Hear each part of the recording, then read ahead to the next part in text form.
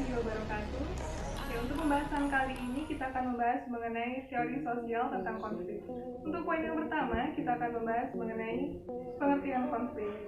Ya, konflik itu berasal dari kata kerja Latin configur yang berarti saling memukul. Yang dimaksud dengan konflik sosial itu adalah salah satu bentuk interaksi antara pihak yang satu dengan pihak yang lain di dalam masyarakat, di mana ditandai dengan adanya gejala perilaku yang saling meniadakan, saling menekan, saling mengancam, dan saling menghancurkan satu sama lain. Pada dasarnya, konflik sosial itu adalah sebuah proses bertemunya antara pihak satu dengan pihak yang lainnya, di mana biasanya memiliki tujuan atau kepentingan yang relatif sama, namun sifatnya itu cenderung terbatas. Sehingga dengan adanya keterbatasan-keterbatasan tersebut, itu akan menimbulkan persaingan di antara pihak-pihak yang terkait konflik. Nah, latar belakang dari adanya konflik itu adalah adanya perbedaan ciri yang dibawa oleh para individu. Perbedaan tersebut biasanya berupa perbedaan ciri fisik, perbedaan kepandaian, kemudian perbedaan adat istiadat, dan juga perbedaan keyakinan. Konflik itu bertentangan dengan integrasi. Apabila konflik itu terkontrol dengan baik, maka akan menciptakan suatu integrasi. Dan apabila integrasi itu tidak sempurna, maka akan menghasilkan suatu konflik. Oke, kita lanjut ke poin yang kedua, yaitu tentang pendekatan konflik dalam sistem sosial. Pendekatan konflik adalah salah satu pendekatan dalam sistem sosial yang dipelopori oleh David Locke. Jadi, baik dalam masyarakat homogen maupun masyarakat majemuk, ternyata konflik sosial itu merupakan suatu hal yang bisa terjadi di masyarakat, dan bahkan sudah melahirkan berbagai kreativitas masyarakat. Konflik sosial itu merupakan suatu hal yang mustahil apabila ingin dijalankan. Yang perlu dicegah adalah konflik yang menjurus pada perusakan atau penghilangan salah satu pihak atau seluruh pihak yang terkait konflik. Oleh karena itu, konflik itu perlu dikelola, perlu dikendalikan, dan juga perlu diselesaikan melalui jalur hukum, yang berarti melalui jalur damai, atau jalan damai, atau konsensus. Ya, kita lanjut ke poin yang ketiga, yaitu tentang ciri-ciri konflik. Ya, jadi konflik itu memiliki ciri-ciri. Ciri-ciri yang pertama adalah setidak-tidaknya itu ada dua pihak yang terlibat dalam suatu konflik, baik perorangan maupun kelompok, yang terlibat dalam suatu interaksi yang saling bertentangan.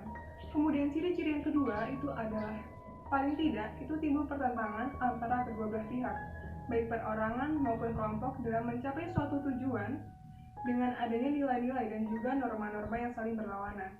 Nah, untuk kemudian ciri-ciri konflik yang ketiga adalah munculnya interaksi yang sering ditandai dengan adanya gejala-gejala perilaku yang telah direncanakan seperti meniadakan, menekan, mengancam, dan juga mengurangi pihak lain untuk mendapatkan keuntungan yang mereka inginkan seperti status sosial, kedudukan, jabatan, dan lain sebagainya. Nah, untuk yang ciri-ciri konflik yang keempat itu adalah adanya tindakan yang saling berhadapan-hadapan sebagai akibat dari adanya pertentangan yang berlarut-larut. Kemudian ciri-ciri konflik yang terakhir adalah adanya ketidakseimbangan akibat dari usaha masing-masing pihak terkait kedudukan, status sosial, pangkat, golongan, kewibawaan, kekuasaan, harga diri, prestise, dan lain sebagainya. Dan untuk poin yang selanjutnya, poin yang keempat yaitu tentang teori-teori konflik. Konflik itu memiliki 6 teori. Yang pertama adalah ada teori hubungan masyarakat, kemudian yang kedua ada teori kebutuhan manusia, kemudian yang ketiga ada teori negosiasi prinsip, yang keempat ada teori identitas, yang kelima ada teori kesalahpahaman antar budaya, kemudian yang terakhir, yang keenam ada teori transformasi konflik. Dan untuk teori yang pertama yaitu teori hubungan masyarakat. Teori ini menganggap bahwa konflik itu terjadi karena adanya polarisasi yang terus terjadi di masyarakat, ketidakpercayaan dan permusuhan di antara berbagai kelompok yang berbeda di dalam suatu masyarakat. Dan untuk teori yang kedua, yaitu teori kebutuhan manusia. Teori ini berasumsi bahwa konflik itu terjadi karena adanya kebutuhan dasar manusia seperti kebutuhan fisik, kebutuhan mental, dan juga kebutuhan sosial yang tidak terpenuhi atau dihalangi. Kemudian untuk teori konflik yang ketiga adalah teori negosiasi prinsip. Teori ini beranggapan bahwa konflik itu terjadi karena adanya posisi-posisi yang tidak selaras serta adanya perbedaan pandangan antar pihak-pihak yang berkonflik. Kemudian yang keempat adalah teori identitas. Teori ini berasumsi atau beranggapan bahwa konflik itu terjadi karena adanya identitas yang terancam, yang sering berakar pada hilangnya sesuatu atau penderitaan di masa lalu yang tidak diselesaikan. Nah, untuk teori yang kelima, yaitu teori kesalahpahaman antar budaya, yang disebabkan oleh ketidakcocokan cara-cara komunikasi antar budaya dalam satu masyarakat. Nah, untuk yang terakhir, teori yang keenam ini adalah teori transformasi konflik.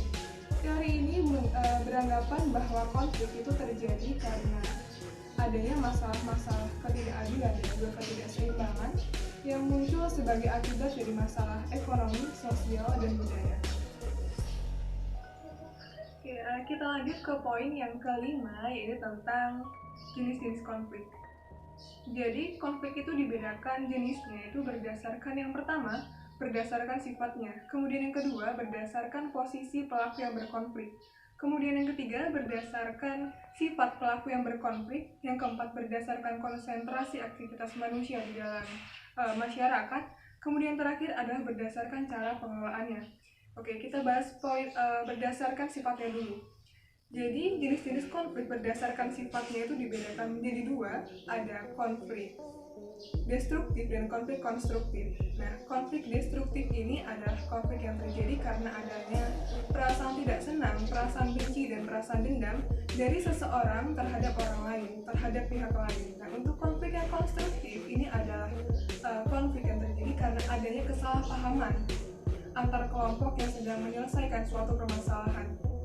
Nah, kita lanjut ke yang kedua ya, jenis-jenis konflik ini berdasarkan posisi pelaku yang berkonflik, di mana konflik itu dibedakan menjadi tiga, yaitu ada konflik vertikal, konflik horizontal, dan juga konflik diagonal. Untuk konflik vertikal ini adalah konflik antar komponen di dalam masyarakat dalam satu struktur yang memiliki hierarki. Nah, untuk konflik horizontal itu merupakan konflik yang terjadi antar anggota atau antar individu atau antar kelompok yang biasanya memiliki kedudukan yang relatif sama. Kemudian untuk konflik diagonal itu adalah konflik yang terjadi karena adanya ketidakadilan alokasi sumber daya ke seluruh organisasi yang akan menimbulkan pertentangan yang sangat ekstrim. Oke, kita lanjut ke jenis-jenis konflik berdasarkan sifat pelaku yang berkonflik, di mana dibedakan menjadi dua, ini ada konflik terbuka dan konflik tertutup. Untuk konflik terbuka, ini adalah konflik yang permasalahannya diketahui oleh semua pihak. Contohnya seperti perebutan lahan parkir oleh para pemuda. Nah, untuk konflik tertutup, itu hanya diketahui oleh pihak-pihak yang terlibat dalam suatu konflik saja. Contohnya seperti ketidakpuasan hasil pemilihan kepala desa. Nah, untuk yang selanjutnya, jenis-jenis konflik itu dibedakan berdasarkan aktivitas manusia atau konsentrasi aktivitas manusia di dalam masyarakat, yang mana dibedakan menjadi 5. Yang pertama ada konflik antar kelas sosial, kemudian ada konflik politik, yang ketiga ada konflik budaya, konflik ekonomi, dan juga konflik ideologi. Nah, untuk konflik antar kelas sosial itu adalah konflik yang terjadi karena adanya perbedaan kepentingan sosial dari pihak-pihak yang terlibat dalam suatu konflik. Untuk selanjutnya adalah konflik politik, ini berkaitan dengan kekuasaan. Kemudian konflik ekonomi itu berkaitan dengan perebutan sumber daya ekonomi oleh pihak-pihak yang berkonflik. Terus yang selanjutnya adalah konflik budaya. Konflik ini terjadi karena adanya perbedaan budaya di dalam masyarakat. Kemudian yang terakhir adalah konflik ideologi. Konflik ini terjadi karena adanya perbedaan paham yang diyakini oleh individu maupun kelompok. Yang selanjutnya ini adalah berdasarkan cara pengelolaannya. Dibagi menjadi 3, yaitu ada konflik interindividu, konflik antar individu, dan juga konflik antar kelompok.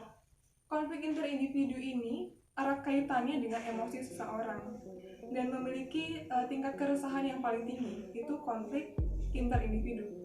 Dan untuk konflik antar individu ini merupakan konflik yang terjadi antara seseorang, satu orang terhadap pihak lain, baik satu orang atau lebih, yang biasanya bersifat substantif yang menyangkut perbedaan gagasan, perbedaan pendapat, kemudian perbedaan selera, perbedaan like dislike atau perbedaan suka tidak suka.